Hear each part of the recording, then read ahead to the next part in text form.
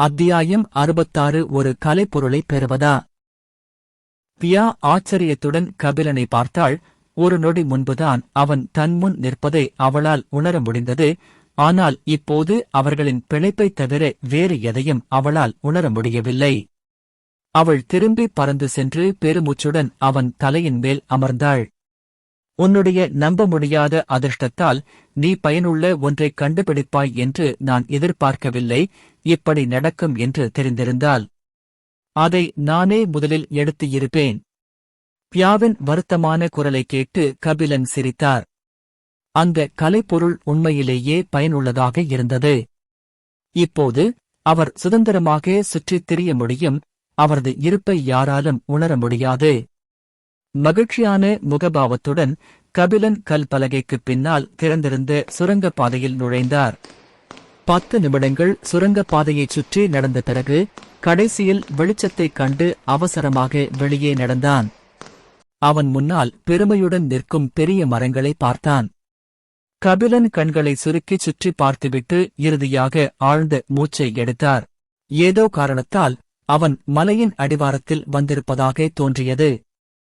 எப்படி இருந்தாலும் மலையின் உச்சியில் வேறு எந்த தங்க சிலுவை அடையாளங்களும் இல்லாததால் அவன் மலையின் அடிவாரத்தில் தோன்றுவது நன்றாக இருந்தது. அதனால் காட்டுக்குள் தோன்றியது அவனுக்கு கொஞ்சம் மகிழ்ச்சியைத் தந்தது. இப்போது அவன் மலையிலிருந்து கீழே இறங்க வேண்டியதில்லை. தனது அழுக்கு துணிகளை சுத்தமான உடைகளாக மாற்றிய பிறகு மீண்டும் வரைபடத்தை எடுத்தான். 2வது பகுதியைச் சுற்றி 50 தங்கச் சிலுவை அடையாளங்கள் மட்டுமே இருந்தன. அந்த அடையாளங்களில் 2வது மாடியின் நடுவில் இருந்த ஒன்று மிகப்பெரிய தங்க சிலுவை அடையாளமாகும். கபிலன் மிகப்பெரிய தங்க சிலுவை அடையாளத்தை பார்த்தான். உடனடியாக அங்கு சென்று அங்குள்ள புதையலை எடுக்க முடிவு செய்தான். எதுவாக இருந்தாலும் சரி. மிகப்பெரிய தங்க சிலுவை அடையாளத்தை நோக்கிச் செல்லும் வழியில் மேலும் 3 தங்க சிலுவை அடையாளங்கள் இருந்தன. அதனால்தான் அவன் அந்த இடங்களில் சிறிது நேரம் நின்று அங்குள்ள பொருட்களை எடுக்க முடிவு செய்தான். என்ன செய்ய வேண்டும் என்று யோசித்த பிறகு கபிலன் வரைபடத்தை பின்னால் வைத்துவிட்டு மிகப்பெரிய தங்க சிலுவை அடையாளத்தை நோக்கி ஓடத் தொடங்கினான். அவன் சுற்றியுள்ள மரங்களை பார்த்தான். அதிர்ஷ்டவசமாக அங்கே கூர்முனைகள் எதுவும் இல்லை. மரத்தின் இலைகளும் பெரியதாக இருந்தன. வெள்ளை நிற கலைப்பொருள் காதனை காரணமாக அசுரர்களால் அவன் இருப்பதைக் கண்டறிய முடியவில்லை. பியாவும் அவனுக்கு மேலே பறக்கத் தொடங்கினாள். அவள் அவர்களைச் சுற்றியுள்ளவற்றை கண்காணித்தாள். வழியில் கபிலன் சில -C ரேங்க் மற்றும் +E ரேங்க் அரக்கர்களை எதிர்கொண்டான். ஆனால் அவன் தனது புதிய பலத்தால் அவற்றை எளிதாகக் கொன்றான். மேலும் -E தரவரிசையை விடக் குறைவான எந்த அரக்கனையும் அவன் சந்திக்காததால் அவன் கொஞ்சம் அதிர்ச்சியடைந்தான். அனைத்து அரக்கர்களும் -E தரவரிசை அல்லது அதற்கு மேல் இருந்தனர். அது 2வது மாடியின் பாஸ் அரக்கர்களை விலக்கிய பிறகு.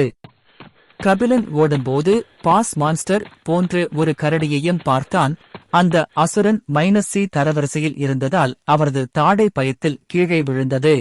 அவனுடைய இருப்பை மறைக்கும் கலைப்பொருள் இல்லை என்றால் அவன் நிச்சயமாக பாஸ் அசுரனுக்கு இறைச்சித் துண்டாக மாறியிருப்பான். -E தரவரிசை அல்லது அதற்கு மேல் அடைந்தவர்கள் மட்டுமே 2வது மாடியில் உயிர் வாழ முடியும் என்று தெரிகிறது. மேலும் அவர்கள் எந்த முதலாளி மான்ஸ்டரையும் சந்திக்கவில்லை. அதனால்தான் அடித்தளத்தில் அது இருந்தது. 2வது தளம் மிகவும் ஆபத்தானதாக இருந்தால் மேல் தளங்களை அடைந்ததும் என்ன நடக்கும் என்று கபிலன் யோசித்தான். 1 மணி நேரம் முழு வேகத்தில் ஓடிய பிறகு திடீரென்று சில மரங்களுக்குப் பின்னால் ஒரு சிறிய சலசலப்பு கேட்டது. மெதுவாக அடியெடுத்து வைத்து கபிலன் அருகிலுள்ள மரத்தில் ஏறி அங்குள்ள சலசலப்பை பார்த்தான். மரங்களுக்கு நடுவே 4 அரை மனிதர்கள், ஒரு பெண் மற்றும் 3 ஆண்கள் ஆடம்பரமான ஆடைகளை அணிந்தபடி பெருமையுடன் நின்று சிரித்துக் கொண்டிருந்தனர். அந்த பெண்ணின் தலையின் மேல் 2 காதுகளும் முதுகுக்குப் பின்னால் ஒரு நீண்ட கோபமான வாலும் இருந்தது. இது அவள் ஒரு அரை நரி என்பதை அடையாளப்படுத்துகிறது. மற்ற 3 ஆண்களுக்கும் தலையில் கொம்புகளுடன் சிறிய வாள்கள் இருந்தன. அவர்கள் 4வரும் வெவ்வேறு ஆயுதங்களை வைத்திருந்தனர். மேலும் அவர்களின் ஆயுதங்கள் இரத்தத்தால் நனைந்திருந்தன. அவர்களுக்கு முன்னால் காயமடைந்த 2 எல்களும் மரணத்தின் விளிம்பில் இருப்பது போல் தோன்றிய ஒரு மனிதனும் மண்டியிட்டிருந்தனர். தனக்கு முன்னால் இருக்கும் சூழ்நிலையை பார்த்து கபிலனின் கண்கள் குளிர்ந்தன. எல்லா இனங்களுக்கும் இடையிலான உறவு நன்றாக இல்லை என்பது அவனுக்கு தெரியும்.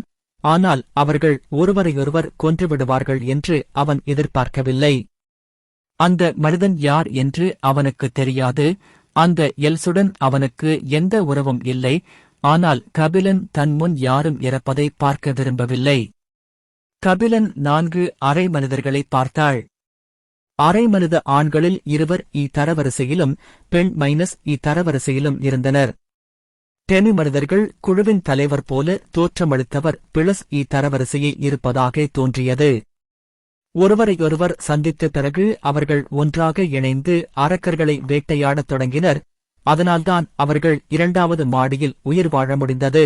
கபிலன் விரும்பினால் பியாவின் உதவியுடன் அவற்றை எளிதாக கவனித்துக் கொள்ள முடியும். ஆனால் சிறிது நேரம் யோசித்த பிறகு நேரடியாக தலையிட வேண்டிய அவசியமில்லாத ஒரு யோசனையை அவன் யோசித்தான். கபிலன் மரக்கிளையில் தன்னருகில் அமர்ந்திருந்த பியாவை பார்த்தான். அவனுடைய தீவிரமான பார்வையை பார்த்த பியா ஏதோ காரணத்திற்காக நடுங்கினாள். கபிலன் அவளை இவ்வளவு எரியும் பார்வையுடன் பார்க்கும்போதெல்லாம் எந்த நன்மையும் தனக்கு நடக்காது என்பது அவளுக்குத் தெரியும். ஒரு நிமிடம் கழித்து பியா 4 அரை மனிதர்களை நோக்கி பறக்கத் தொடங்கினாள். அவளுடைய கழுத்தில் 3 முஷ்டி அளவிலான தங்கப் பழங்கள் தொங்கிக் கொண்டிருந்தன. கபிலன் மரக்கொடிகளின் உதவியுடன் ஒரு வட்ட வடிவ நெக்லஸைச் செய்து முதல் தளத்திலிருந்து பெற்று 3 தங்கப் பழங்களை வட்ட வடிவ கொடியுடன் இணைத்தார். பியா கபிலன் அமர்ந்திருந்த இடத்தை பார்த்து சபித்தாள். இந்த டோரி கண்ணே ஒவ்வொரு முறையும் என்னை ஏமாற்றி வேலை வாங்குகிறான். இந்த அவமானத்திற்கு இந்த வீராங்கனை பியா என்றாவது ஒரு நாள் நான் பழி வாங்குவான். நீ அதற்காக காத்திரு. அவள் தலைக்குள் கபிலனை சபித்துக் கொண்டும் தன் இறக்கைகளை வெறித்தனமாக அசைத்துக் கொண்டும் இருந்தபோது 4 அரை மனிதர்களும் அவளுடைய திடீர் தோற்றத்தால் பதற்றமடைந்தனர். அவர்கள் பியாவை தீவிரமாக பார்த்தார்கள். ஆனால் அது வெறும் பறவை என்று பார்த்ததும் நிம்மதி பெருமூச்சு விட்டனர். இதற்கிடையில் சிவப்பு நிற ரோமங்களுடன் பியா தன்னிடமிருந்து வெகு தொலைவில் நின்ற 4 அரை மனிதர்களை பார்த்தாள். அவள் மிகவும் வெட்கப்பட்டு தன்னை நிலத்தடியில் புதைக்க விரும்பினாள். 4 அரை மனிதர்களும் பியாவை பார்த்தார்கள். அவர்களின் கண்கள் ஆர்வத்தால் நிறைந்திருந்தன. ஆனால் அவள் கழுத்தில் தொங்கும் பழங்களைக் கண்டதும் அவர்கள் வாயடைத்துப் போனார்கள். பழங்களைச் சுற்றி தங்க நிற ஒளியை பார்த்து 4வரும் அதிர்ச்சியுடன் ஒருவரையொருவர் பார்த்துக் கொண்டனர்.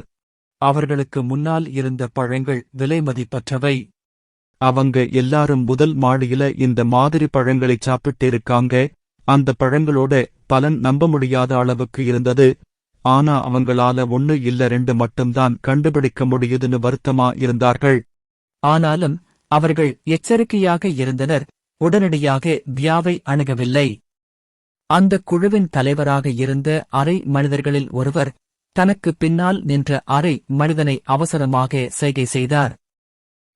அவரிடம் அவர்கள் இருக்கும் இடத்தைச் சுற்றி பார்த்து அவர்களைச் சுற்றி வேறு யாரும் இல்லை என்பதை உறுதிப்படுத்திக் கொள்ளச் சொன்னார்.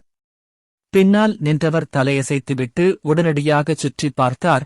ஆனால் சிறிது நேரத்திற்குப் பிறகு அவர் திரும்பி வந்து தலையை ஆட்டினார். இங்கு வேறு யாரும் இல்லை. தங்களைச் சுற்றி யாரும் இல்லை என்பதை அறிந்ததும் தேனீக்களின் தலைவர் உடனடியாக மற்ற 3 தங்கள் முன்னால் இருந்த பறவையை பிடிக்க உத்தரவிட்டார். அவர்கள் அனைவரும் பேராசை நிறைந்த கண்களுடன் பியாவைச் சுற்றி கூடினர். மறுபுறம் அவர்கள் தன்னை நோக்கி நடந்து வருவதைப் பார்த்ததும் பியாவும் தீவிரமாகிவிட்டாள். ஒரு தெய்வீக மனிதர் அவள் மீது பாய்ந்த தருணத்தில் அவள் அவசரமாக இறக்கைகளை விரித்து வடக்கு பக்கம் பறக்க ஆரம்பித்தாள். பியாவின் பின்னால் செல்வதற்கு முன்பு அனைத்து அரை மனிதர்களும் ஒருவரையொருவர் பார்த்துக் கொண்டனர்.